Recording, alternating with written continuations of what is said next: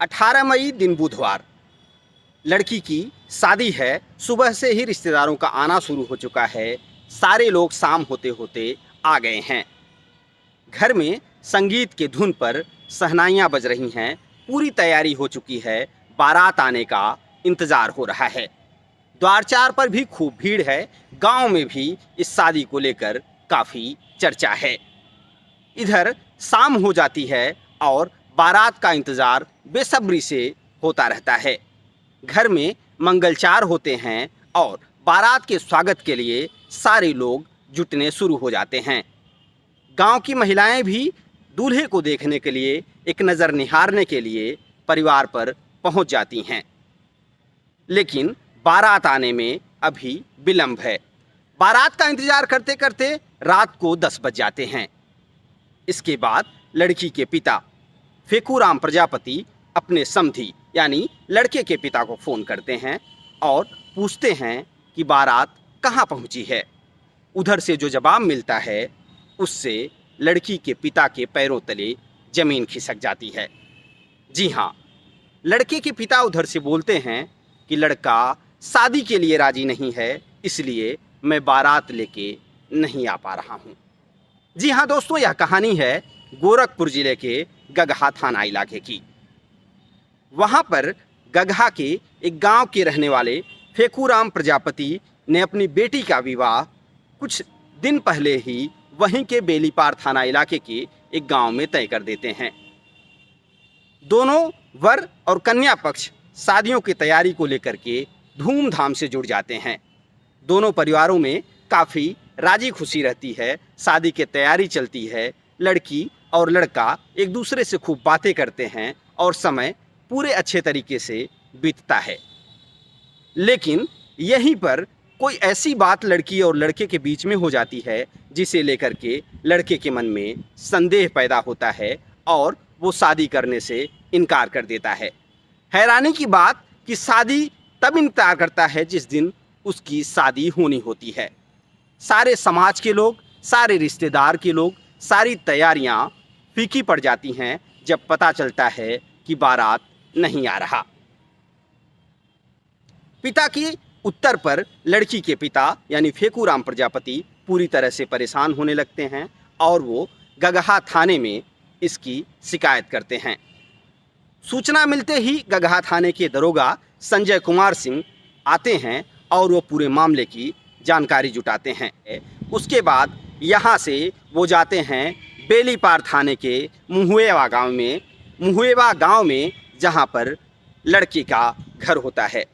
वहाँ जाने पर दरोगा जी को जब बातचीत करते हैं तो लड़का साफ साफ इनकार कर देता है कि वो शादी नहीं करेगा। दरोगा यानी संजय कुमार सिंह जब दबाव बनाते हैं तो लड़का कहता है कि मुझे आत्महत्या कर लेना मंजूर है, लेकिन उस लड़की से शादी करना मंजूर नहीं है। यहीं पर दरोगा ने पूरी सूझबूझ से काम लिया।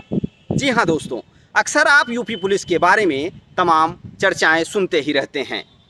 ठोक देंगे, बुलडोजर चला देंगे आदि आदि। लेकिन यूपी पुलिस जब अच्छा काम करे तो उसकी तारीफ भी बनती है। ऐसे ही अच्छे काम में संजय सिंह का नाम इन दिनों चर्चा में है। संजय सिंह वहां पहुंचते हैं।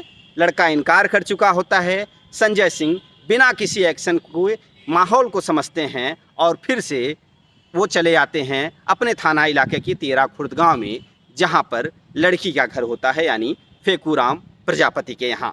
शादी की खुशियाँ मातम में बदली रहती हैं। गांव, समाज, रिश्तेदार सारे लोगों में फेकूराम प्रजापति के यहाँ थू थू होने लगती है। ऐसी बेइज्जती फेकूराम बर्दाश्त नहीं कर पाते हैं और पूरे परिवार को जैसे सदमा सा लग जाता है। संजय कुमार सिंह यही मानवता दिखाते हैं, यानी गगहा थाने के दरोगा संजय कुमार सिंह यही मानवता दिखाते हैं और वो तय करते हैं कि इस स्थिति में परिवार को अकेला छोड़ने लायक नहीं है। वो पूरे रिश्तेदारों को एक जगह जुटाते हैं, सबसे बातचीत करते हैं और पूछते हैं कि क्या कोई रिश्तेदार में ऐसा लड़का है जिसकी शादी आज इसी वक्त कराई जा सके।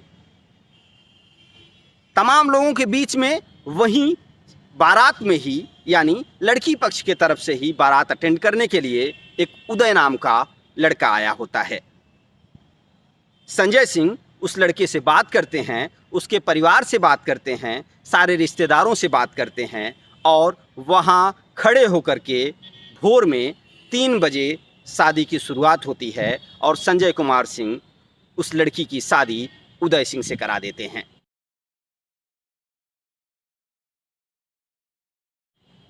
यह एक दरोगा की सूझबूझ का ही नतीजा है कि वहाँ का जो परिवार है, यानी फेकूराम प्रजापति का परिवार, गांव, रिश्तेदार, सारे लोग एक बार झूम उठते हैं और जो सूना मंडप हो चुका था, जहाँ द्वारचार लगने की संभावना नहीं थी, जहाँ फेरे घूमने की संभावना नहीं थी, उस उदासी को एक दरोगा की पहल ने पूरे माहौल को बदल दिया, पूरे जश्न में बदल दिया।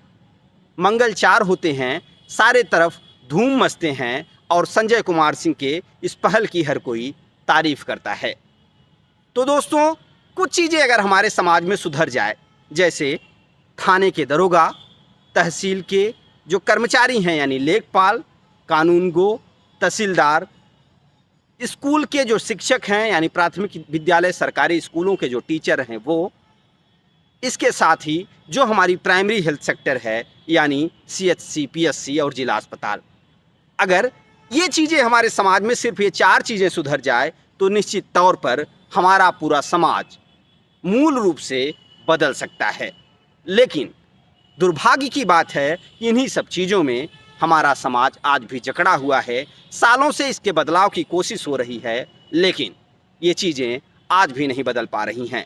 सैल्यूट है उस संजय सिंह को जो चाहते तो लड़की और लड़के के पक्ष वालों को पकड़ते, थाने ले जाते, प्रताड़ित करते, लड़के पक्ष को मुकदमा करते, लड़के को बुलवाते, हो सकता है ज़बरदस्ती शादी भी करा देते। लेकिन जब लड़का पूरी तरीके से आत्महत्या करने की स्थिति में पहुंच चुका था, ऐसे में उन्होंने जो पहल किया वह बेहद सराहनीय है। उन्होंने एक नए रस्म में 2 लोगों के बंधन को बांध करके मौके पर खड़े होकर के एक जो बदलाव किया है, उसके लिए संजय सिंह की पूरे ज़िले में तारीफ हो रही है कि उन्होंने 2 परिवारों को उजड़ने से बचा लिया, एक लड़की को बिखरने से बचा लिया और पूरे समाज को जो दिया है उसकी हर कोई सराहना कर रहा है।